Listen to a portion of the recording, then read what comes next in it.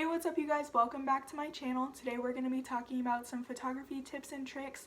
I'm really going to be targeting more of the camera basics for those of you that might be beginners out there, and just talking about the three main things that you're going to need to know if you want to better your photos and really get to know your camera.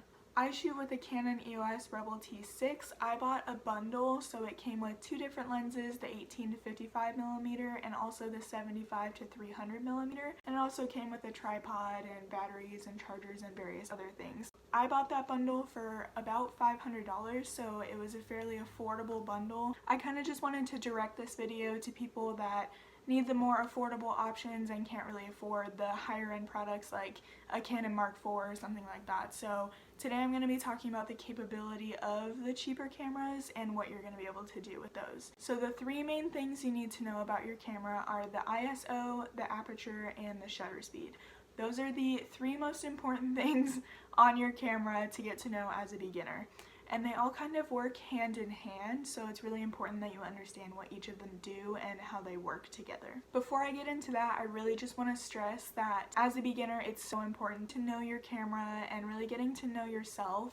Going out and shooting just various things, go out and shoot landscapes, go out and shoot your family and friends for portraits. Just really play around with the different settings on your camera and go to different locations and see how your camera fares in them, and really just kind of find your style and what kind of photos you like to take and how you might like to edit your photos. I tend to like really bright and vibrant photos, but I know a lot of other people that really tend to like those warm, neutral styles. So just going out and experimenting with your camera really can help you find your niche in what kind of photography you like to shoot and how you like to edit your photos. But editing your photos could be a completely different video, so let's go ahead and jump into the camera basics, and I'm going to show you guys how to understand the top three things that you need to know about your camera. So the first thing you need to know how to use on your camera is your ISO.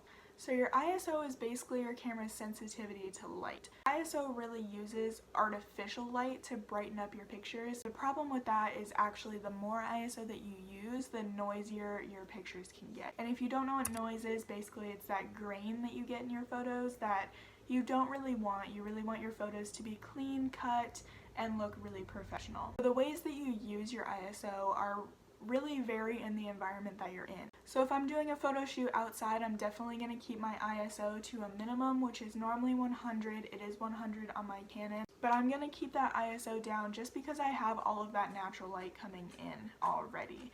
Now if I'm doing a photo shoot inside, I'm probably going to crank that ISO up to 400, 800, maybe even 1600. On my Canon and probably most of the lower end budget Canons that are out there, the ISO only goes up to 6400, but when you do go up to 6400, it does tend to get really grainy and not clean like we were talking about. What you need to take away from ISO is you really want to try to keep your ISO low, because the higher you have it, the more noise you're going to have in your photo, but that does depend on where you are in location.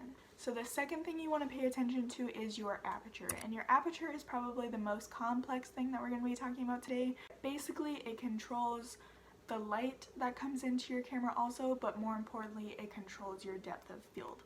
So as far as the light aspect goes, you can actually see in your camera that little hole that gets bigger and smaller as you adjust your camera.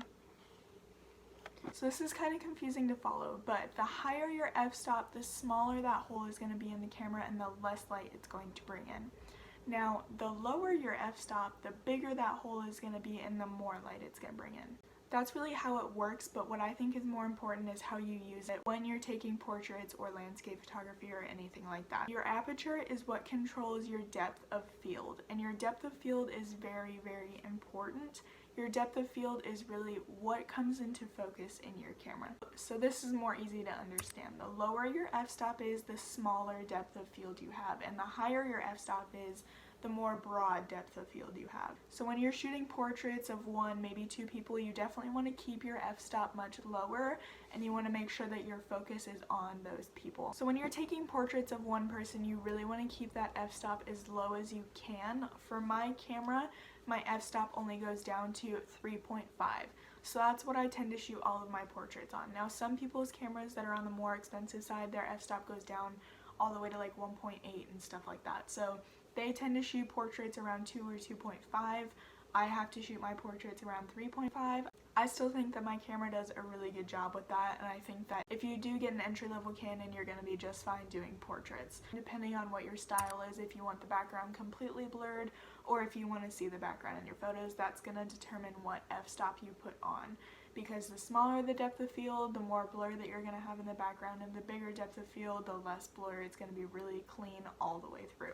Now, if you're a landscape photographer or even a real estate photographer, you definitely want to be shooting with your f-stop much higher than you would if you are shooting portraits. You're going to be able to do all the photography that you need to when you're starting out on these lower budget cameras. So just to review, higher f-stop, smaller hole, less light, lower f-stop, bigger hole, more light, depth of field, lower f-stop, smaller depth of field, higher f-stop, wider depth.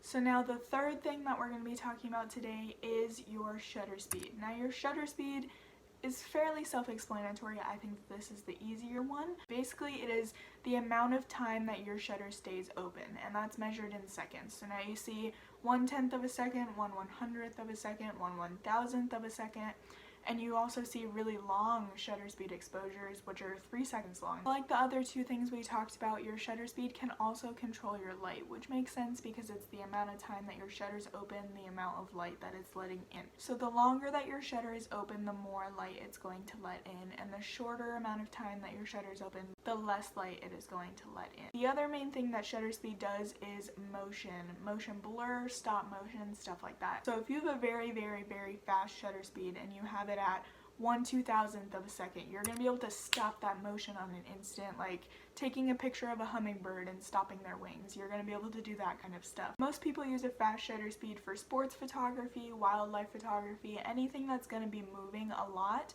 That would be hard for your camera to capture if it was at a lower shutter speed. Now on the other end of the spectrum, if you crank your shutter speed way down, that's going to give you that motion blur. And some people use motion blur when they're shooting cars going by and they want that really cool blur effect, or a lot of landscape photographers use a lower shutter speed just to get that motion blur, like if they're shooting a waterfall and they want that misty look because it blurs all the water instead of that really sharp water look. It all really goes back to your style and what your goal is for shooting these photos, if you want them to have that kind of blur edge or if you want them to be really clean cut and crisp. Now if you're going to be shooting portraits, I normally set my shutter speed around 1/100th of a second all the way over to 1/500th of a second. It really just depends on the scenario. So when I go out to do a shoot, the first thing I set is my ISO. Am I going to be shooting outside? Am I going to be shooting inside? If I'm going to be shooting outside, I'm definitely going to keep that ISO down because I have all that natural light. And if I'm going to be shooting inside, I might crank it up a little bit depending on where we're at. The second thing that I set is my aperture. What am I going to be shooting? Am I going to be shooting a single person? Am I going to be shooting a family? Am I going to be shooting this big old landscape? That's the next thing I said is my aperture, my f-stop. I want to know how much depth of field I need for this photo shoot that I'm doing. And the last thing that I set is my shutter speed based on what kind of photography I'm going to be doing. I normally tend not to do sports photography or wildlife photography, so normally my shutter speed is fairly low. So those are the main 3 things that you need to master as a beginner when you're starting out in photography: your ISO, your aperture, and your shutter speed. Now I understand that there's much more to photography than those 3 things, but I was mainly targeting that beginner audience really just to let them know the camera basics. And like I said as my first tip, I cannot stress enough just getting to know your camera and really playing around with these settings and really playing around with what kind of photography you like to do and find your niche, because that's really the most important thing, is finding your style and finding out what you want to do with the photography.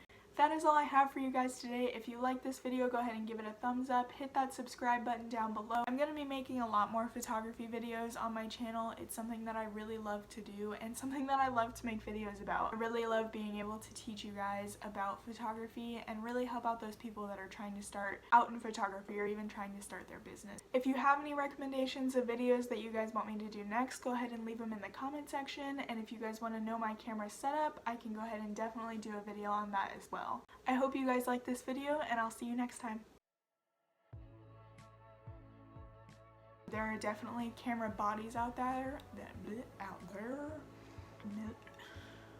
Why can't I say that word? Taking a picture.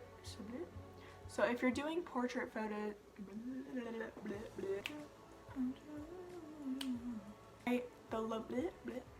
maybe I'm just not I'm getting a package. So those are the main, so the words down below, I'm sure. Ew, I didn't like that. No. What are you doing? I just saw some lady chasing a car down the street.